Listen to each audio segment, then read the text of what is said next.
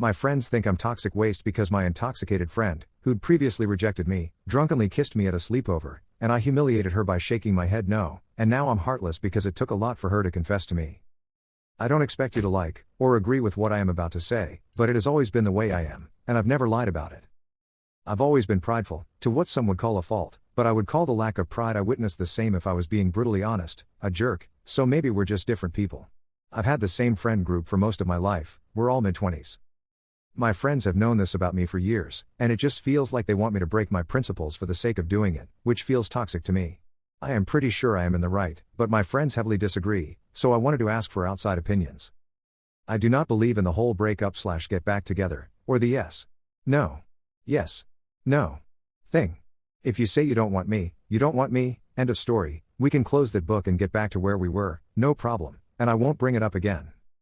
6-ish weeks ago, I finally got up the courage to ask out my best friend, someone I had feelings for a long time before this.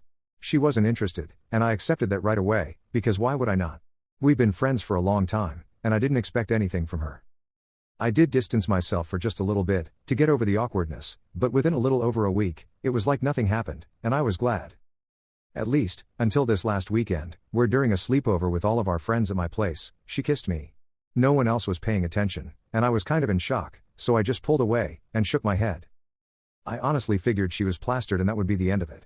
We all had been drinking a lot, and I wasn't even going to bring it up. Next morning, I wake up, and she, as well as a couple of our friends are gone. The ones that were still there were really angry. No matter how I try to explain where I'm coming from, I'm apparently not understanding how hard it was for her to confess, and that she felt humiliated by my reaction. I told them that they all knew how I felt about this kind of thing, and they started talking about how it was a different situation, and that my response was heartless. I don't know, am I the jerk here? Commenter 1. NTA. What the heck is wrong with your friends? Rejecting a kiss by pulling away and shaking the head is heartless now? Do they think you have to accept any approach by a woman? Assuming the way you describe the situation is accurate, you didn't humiliate her, you just rejected her, which is totally fine. Commenter 2. A drunken kiss is not a confession. Your friends are morons. Update 1. I promised a couple of people an update if there was one, other than me just losing almost all of my friends in one go, and to my surprise there is.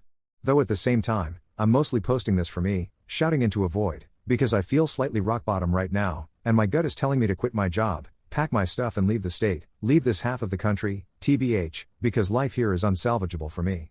I got family out west who'd let me stay for a while, and every second I consider it, it seems like a better idea. I also wanted to start by saying I would like to explain my position a little bit better, so just skip the next 2 paragraphs if you don't want to hear it. Try to make your starting point easy to find, sorry if it didn't work, but I do want the chance to explain myself a little better. I was a wreck writing the first one, and looking back over it, I didn't give many details regarding my reasons, or how I feel about it, outside of avoiding the situations. I do not view myself as an epic badass or whatever else everyone was commenting on the last post. In fact, I do understand that to many, this is a pretty fatal flaw in my personality. I have accepted that for a lot of people, that opinion is one that cuts off the possibility of friendship. It sucks, but I also don't want to change myself or force myself into uncomfortable situations, just because people don't like a part of me. I am very accepting of others' views on the situation, and completely agree that my own can seem rigid. I don't blame people for disagreeing. I think that plenty of people could have a wonderful relationship in that situation. I only even brought this up because it matters to the story. However, I also know that when it comes to relationships, it would not be fair to either party, in a case like this. I know for a fact I would never fully know that I wasn't a backup option, or that they aren't just saying yes because it's convenient now. I don't want those kinds of thoughts in my head, and I don't want to constantly feel like I have to prove I am worth it in a relationship. I have more pride, or maybe as others have said, self-respect is better wording. It isn't meant as a gotcha, or to punish the other person in any way. It's because even if I still have romantic feelings, I genuinely don't think the relationship is a good idea anymore. Anyway, for the actual update. After almost a full week of radio silence, she replied to my texts and asked if we could meet and talk. I asked where she wanted to meet, and she said my place, I assume for privacy, which is cool. I know a lot of people were talking about her trying to set me up for crimes and stuff, but I'm not really worried about that, from her. I just don't think she would. She isn't vindictive. So when she got here, and we sat down, I pretty much just told her that I was so confused about everything that I didn't even know what to make of all that happened, and I asked her to tell me what happened from her point of view. There were 2 differences between her version, and my version that I picked up on, which may well have been accurate. I was plastered and they aren't huge differences, but at the same time, I can see how it would be embarrassing. She claims that after I pulled away I made a face like I was grossed out. Afterward she said I shifted to be leaning away from her, for the rest of the movie, and it just made it worse. I don't remember either of them, but again drunk. Not gonna deny it, I have little control over my face when I smoke or drink, and I absolutely could have made a face without realizing it, just out of shock. I apologized for that and assured her I wasn't disgusted, just shocked as hell, and also assuming it was a drunk mistake kind of thing. Hell, we've all done stupid stuff drunk, no big deal. It was only the next morning when I was bum-rushed with accusations before I even got a morning piss that I was told it was meant to be any kind of hint or whatever. She did look really embarrassed at that point and told me she hadn't thought about it that way, and just thought it would be more simple than everything else. I decided, against my better judgment, to ask the question everyone here told me I needed to ask. Why did she actually reject me at first, and what caused her to change her mind? That's when things got really uncomfortable, and I could tell she didn't want to tell me, but eventually, she did. Apparently, her parents are more bigoted than she or anyone else led me to believe, so in her own words, telling them we were in a relationship wouldn't be worth it, since I came out. I am NB, and she said they haven't liked me since then but stay civil for her sake. Meaning that they would just trash talk me whenever I left. Which is really frustrating and embarrassing, considering all I've done for that family over the years. She was scared that dating would push them too far, and they'd cut her off from their lives. She said that she'd hoped maybe we could try dating on DL, and if things got serious enough then she could. I pretty much just told her I had a lot to think about and asked her if I could have some time. She agreed and left, and I don't know if I'm more furious, or embarrassed, or hurt. Why didn't she tell me before now they were saying that kind of stuff about me? What kind of friend does that? I'm not saying she had to cut them off or stop seeing them. I totally understand weird dynamics with parents, believe me, but maybe tell me that they have an open disgust and hatred for my existence before I decide to help them with household chores and treat them like I would family. I mean, I grew up with these people.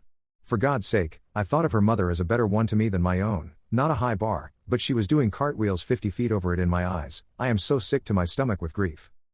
I'm pretty sure we aren't gonna be able to be friends anymore, and it just hurts.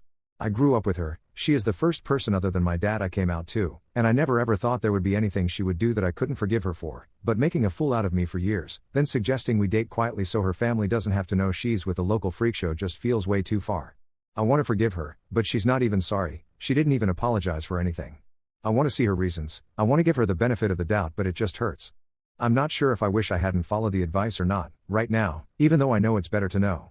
I am glad, at least that I will know to stop wasting time, labor, and money on people who hate me. But to know that they hate me is so painful. Commenter 1. Wow. I'm so sorry. This is completely different to what I was expecting, and honestly, I think this is this best and worst outcome. It's good that you two were able to sit down and sort through your issues without any drama. On the other hand, finding out that her parents whom you grew up with and view as family actually despises you, is heartbreaking. I'm really sorry about what you're going through, and there are people out there cheering you on. Commenter 2. Well, obviously she messed up, I mean that's not even up for discussion. You don't play games with people's feelings. No rejection and then later a drunk kiss. She didn't even consider your feelings until now, which is wild. I get overthinking in the moment, but you don't start fights with friends without at least a discussion. As for the family, that totally sucks. She probably felt awkward about it and wanted to maintain a friendship with you, so that's why she said nothing. Sort of to protect you. I'm not sure if that's wrong or not. Commenter 3. I apologized for that and assured her I wasn't disgusted, just shocked, and also assuming it was a drunk mistake kind of thing. That's how I saw it. And it makes you a decent human being. Update 2, 8 months later. So, it's been a while. I was talking to a new friend yesterday about why I moved, and remember this account, so I figured I'd give you an update. I didn't confront my ex-friend's mom or dad, I didn't think it was necessary. I believed her. I don't think she was lying. I spoke to my therapist, and we went over my reasons to stay, and my reasons to go, and the list for leaving was so much longer than staying.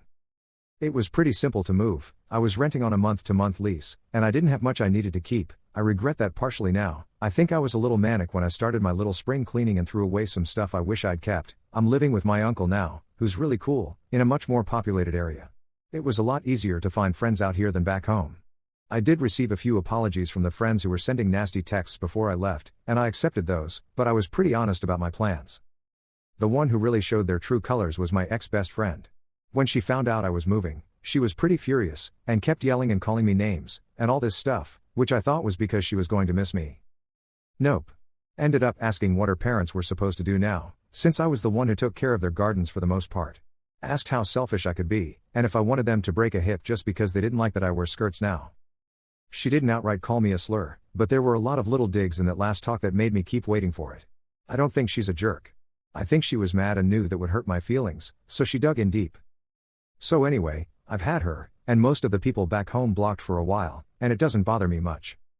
I'm doing well. I had a birthday party recently. Side note, I will never ever get over being able to wake up and decide to go to the beach, and just drive there.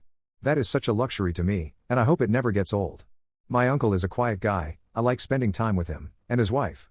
They never make me feel like a freak, and I am so glad to call them family. Commenter. Why did you ever dodge a bullet with that family?